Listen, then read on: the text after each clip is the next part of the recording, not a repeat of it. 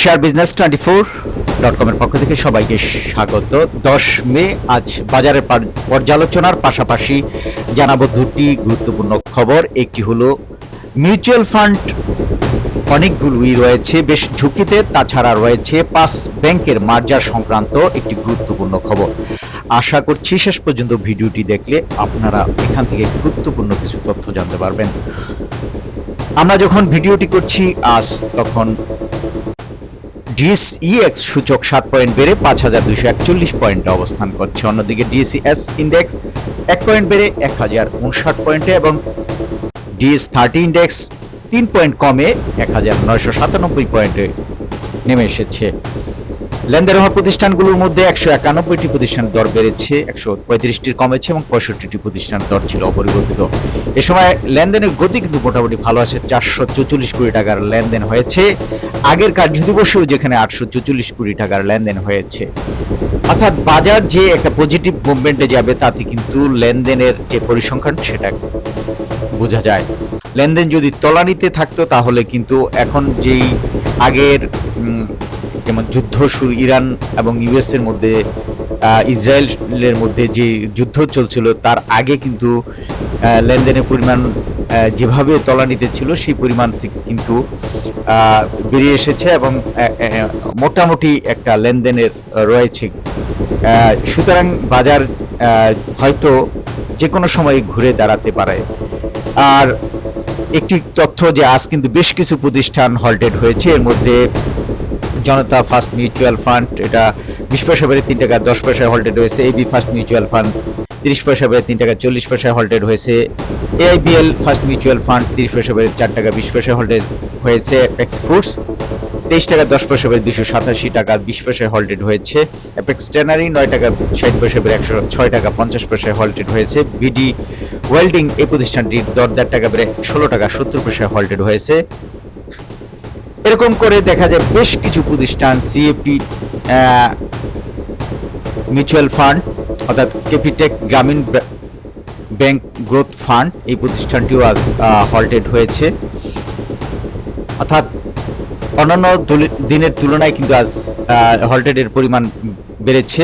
DBS first mutual ফান্ডের দর 40 পয়সা বেড়ে 4 টাকা 90 পয়সায় হল্টেড হয়েছে। ইভিএল ফার্স্ট মিউচুয়াল ফান্ডের দর 30 পয়সা বেড়ে 4 টাকায় হল্টেড হয়েছে। ইভিএল এনআরবি মিউচুয়াল ফান্ড, এই ফান্ডটির দর 30 পয়সা বেড়ে 3 টাকা 40 পয়সায়। এক্সিম ফার্স্ট মিউচুয়াল ফান্ডের দর 30 পয়সা বেড়ে 3 টাকা 80 পয়সায়। ফার্স্ট ফিনিশের দর 20 পয়সা বেড়ে 2 টাকা 40 পয়সায়।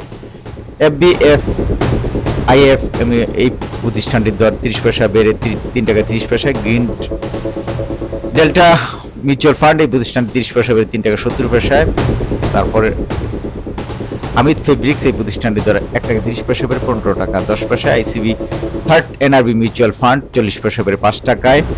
আইসিবি সোনালী ফার্স্ট মিউচুয়াল ফান্ডের দর 40 পয়সা বেড়ে 4 টাকা 90 পয়সায়।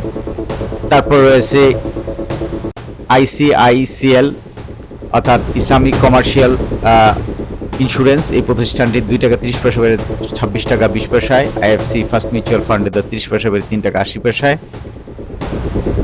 তারপরে আইএফআইএলএসএল মিউচুয়াল ফান্ড, এই প্রতিষ্ঠানটির দর 40 পয়সা বেড়ে 4 টাকা 40 পয়সায়।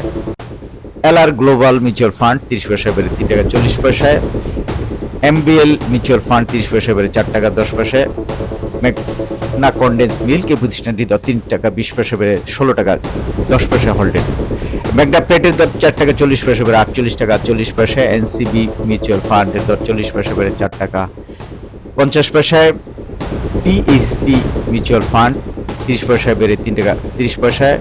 পপুলার ফার্স্ট মিউচুয়াল ফান্ড 20 পয়সা বেড়ে 3 টাকা 10 পয়সায়। প্রিমিয়ার লিজিং 20 পয়সা বেড়ে 2 টাকা 30 পয়সায়।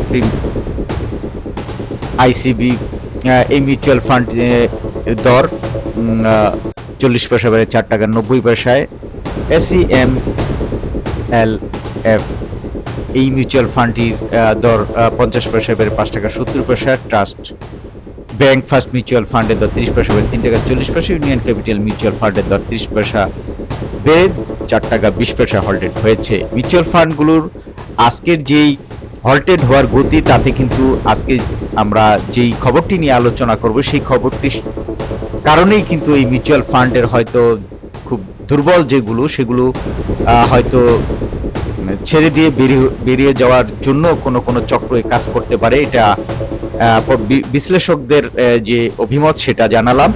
আপনারা ওই মিউচুয়াল ফান্ডের খবর শুনলেই কিন্তু আপনারা জানতে পারবেন। সে পর্যন্ত একটু অপেক্ষা করেন, আমরা আরো কিছু ফান্ডামেন্টাল বিষয় দেখি। তার মধ্যে আমরা দেখবো যে আজ ইন্ডেক্স মুভার যে প্রতিষ্ঠানগুলোর মধ্যে রয়েছে, সেটার প্রথমে রয়েছে এনবিএল ন্যাশনাল ব্যাংক, তারপর bank Asia, IFIC, micro merry-go, তারপরে রয়েছে আলারফা ব্যাংক, তারপরে কেয়া cosmetics, ডোমিনাস still, apex spinning, power grid, apex food. আগের ভিডিওগুলো থেকে এগুলো অ্যানালাইসিস করা আছে আমাদের অনেকগুলো ভিডিওতে, সেগুলো দেখে নেবেন। আজকে আমরা অ্যানালাইসিসে ঢুকছি না, কারণ আমরা খবর নিয়ে আলোচনা করব। এরপরে আপনার আজকের যে গুরুত্বপূর্ণ খবরটি দিয়ে শুরু করব, সেটা হলো যে 5 ব্যাংকের মার্জার নিয়ে উদ্বেগ, সাধারণ বিনিয়োগকারীদের সুরক্ষা চাইল ডিএসসি। এই খবরটি যেমন দেশের দুর্বল 5টি ইসলামী ব্যাংক একীভূতকরণ বা মার্জারের প্রক্রিয়ায় সাধারণ বিনিয়োগকারীদের স্বার্থ রক্ষায় ঢাকা স্টক এক্সচেঞ্জ বাংলাদেশ ব্যাংকের হস্তক্ষেপ চেয়েছে। ডিসির আশঙ্কা, যথাযথ ক্ষতিপূরণ বা সুরক্ষা ছাড়া অনেক বিনিয়োগকারী তাদের মালিকানার মূল্য হারাতে পারেন। কোন ব্যাংক মার্জারের আলোচনায় আছে? ডিসি যেসব ব্যাংকের বিষয়ে উদ্বেগ জানিয়েছে সেগুলো হলো ফার্স্ট সিকিউরিটি ইসলামী ব্যাংক, সোশ্যাল ইসলামী ব্যাংক, গ্লোবাল ইসলামী bank, union bank, Exim bank. এই ব্যাংকগুলোর একীভূতকরণ নিয়ে বর্তমান বাজারে নানা আলোচনা চলছে। ডিসি কেন উদ্বিগ্ন? ডিসির মূল উদ্বেগ হলো যে ব্যাংকগুলোর অতীতের দুর্বল ব্যবস্থাপনা ও নিয়ম আর্থিক সমস্যার দায় যেন সাধারণ শেয়ার হোল্ডারদের উপর না পড়ে। সহজ উদাহরণ ধরা যাক, একজন সাধারণ বিনিয়োগকারী কয়েক বছর আগে কোনো ব্যাংকের শেয়ার 20 টাকায় কিনেছেন। এখন যদি মার্জারের সময় সেই শেয়ারের মূল্য কম ধরা হয় বা পর্যাপ্ত ক্ষতিপূরণ না দেওয়া হয়, তাহলে তিনি বড় লোকসানে পড়তে পারেন। অথচ ব্যাংকের অতীতের অনিয়ম, দুর্বল ব্যবস্থাপনার সঙ্গে ওই বিনিয়োগকারীর কোনো সম্পর্ক নেই। এই কারণে ডিএসসি বলছে যে সাধারণ বিনিয়োগকারীদের স্বার্থ রক্ষা করতে হবে, মার্জার প্রক্রিয়া পূর্ণ স্বচ্ছতা নিশ্চিত করতে হবে, ক্ষুদ্র বিনিয়োগকারীদের ন্যায্য মূল্য দিতে হবে। একটা যৌক্তিক দাবি করেছে কিন্তু ঢাকা স্টক এক্সচেঞ্জ। কোথায় এই আলোচনা হয়েছে সেটা জানুন। বৃহস্পতিবার রাজধানীর বাংলাদেশ ব্যাংকের প্রধান কার্যালয়ে গভর্নর ডক্টর মোস্তাফিজুর রহমানের সময়, অর্থাৎ এই আলোচনায় অংশ নেন ডিএসসির 7 সদস্যের একটি প্রতিনিধি দলের নেতৃত্ব দেন মমিনুল ইসলাম। শুধু মার্জার নয়, আরো বেশ কিছু বিষয় নিয়ে ডিসি আলোচনা করেছে। তার মধ্যে দেশের শেয়ার বাজার আরো আধুনিক, দ্রুত স্থিতিশীল করতে ডিএসসি বাংলাদেশ ব্যাংকের কাছে বেশ কয়েকটি গুরুত্বপূর্ণ প্রস্তাব দিয়েছে। যেমন T+2 থেকে T+1 সেটেলমেন্ট চালুর প্রস্তাব দিয়েছে। ডিএসসি চাই এটি কমিয়ে T+1 এ করা হোক। সহজ উদাহরণ, যে আজ শেয়ার বিক্রি করলেন টি দিন, এখন টাকা পেতে লাগে 2 দিন। নতুন নিয়ম হলে একদিনই টাকা পাওয়া যাবে। সুতরাং এটা কিন্তু একটি ভালো প্রস্তাব। এরপরে রয়েছে বিদেশি বিনিয়োগ সহজ করতে NITA অ্যাকাউন্ট সহজ করা। এ সংক্রান্ত রিপোর্টটি sharebusiness24.com এর থেকে দেখে নিতে পারেন। আমরা ডেসক্রিপশনে এই খবরটির লিঙ্ক দিয়ে দিব। অন্য আরেকটি যে খবরটি গুরুত্বপূর্ণ, সেটা হলো যে শেয়ার বাজারের অর্ধেকের বেশি মিউচুয়াল ফান্ড কিন্তু ঝুঁকির মুখে রয়েছে। বিনিয়োগকারীদের জন্য একটি আগাম বার্তা এই রিপোর্টটি, কারণ শেয়ার বাজারে তালিকাভুক্ত মেয়াদি মিউচুয়াল ফান্ডগুলো নিয়ে বড় পরিবর্তন আনতে যাচ্ছে বিএসইসি। ফান্ডের, অর্থাৎ যেসব ফান্ডের বাজার দর তাদের প্রকৃত সম্পদ মূল্য বা এনএভি এর তুলনায় অনেক কম, সেসব ফান্ডকে হয় অবসায়ন বা বন্ধ করা হবে, নয়তো বেমেয়াদি বা ওপেন এন্ড ফান্ডে রূপান্তর করা হবে। সবচেয়ে গুরুত্বপূর্ণ বিষয় হলো এই সিদ্ধান্ত নেবেন ফান্ডের ইউনিটধারীরাই। সহজ ভাষায় এনএভি কি? এনএভি হলো একটি ফান্ডের প্রকৃত সম্পদের মূল্য। সহজ উদাহরণ ধরা যাক, একটি মিউচুয়াল ফান্ডের সব সম্পদ মিলিয়ে প্রতি ইউনিটের প্রকৃত মূল্য 10 টাকা, অর্থাৎ ফান্ডটির এনএভি 10 টাকা। কিন্তু বাজারে সেই ইউনিটের দর যদি 60 টাকায় কেনাবেচা হয়, তাহলে বোঝা যাবে যে বাজার দর এনএভির চেয়ে 30% কম। এক্ষেত্রে বিনিয়োগকারীদের প্রকৃত মূল্যের তুলনায় কম দামে ইউনিট বিক্রি করতে বাধ্য হচ্ছেন। কোন ফান্ডগুলোর উপর নতুন নিয়ম কার্যকর হবে সেটা দেখুন। যে বিএসইসির সংশোধিত মিউচুয়াল ফান্ড বিধিমালা অনুযায়ী 12ই মে পর্যন্ত যেসব বেমেয়াদি মিউচুয়াল ফান্ড ফান্ডের বাজার মূল্য তাদের এনএভির তুলনায় কমপক্ষে 25% কম থাকবে, সেসব ফান্ডকে 12 জুনের মধ্যে পরবর্তী পদক্ষেপ নিতে হবে। সেই পদক্ষেপ হতে পারে দুই ধরনের, একটি হলো অবসায়ন বা বন্ধ করে দেওয়া, অন্যটি হলো বেমেয়াদি বা ফান্ডে রূপান্তর। কিভাবে নির্ধারিত হবে কোন ফান্ডে এই নিয়মের আওতায় পড়বে?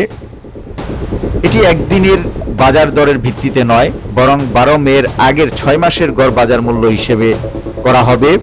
উদাহরণ ধরুন, একটি ফান্ডের এনএভি 10 টাকা, গত 6 মাসের গড় বাজার দর 60 টাকা, তাহলে বাজার দর এনএভির তুলনায় 30% কম, অর্থাৎ এই ফান্ডটি নতুন নিয়মের আওতায় পড়বে। এই গড় মূল্য নির্ধারণ করবে ফান্ডের সম্পদ ব্যবস্থাপক প্রতিষ্ঠান বা ট্রাস্টি বোর্ড। এরপর কি হবে? বিএসইসির নির্দেশনা অনুযায়ী ট্রাস্টি বোর্ড রেকর্ড ডেট ঘোষণা করবে। আগামী 12 জুনের মধ্যে ট্রাস্টি সভা করে রেকর্ড ডেট ঘোষণা করা হবে। তারপরে 2 নম্বর হলো লেনদেন বন্ধ হবে। রেকর্ড ডেটের পর থেকে ওই ফান্ডের ইউনিটের শেয়ার বাজারে লেনদেন বন্ধ হয়ে যাবে। ইউনিটধারীদের বিশেষ সভা হবে। এরপর ইউনিটধারীদের বিশেষ সভায় ভোটের মাধ্যমে সিদ্ধান্ত নেওয়া হবে।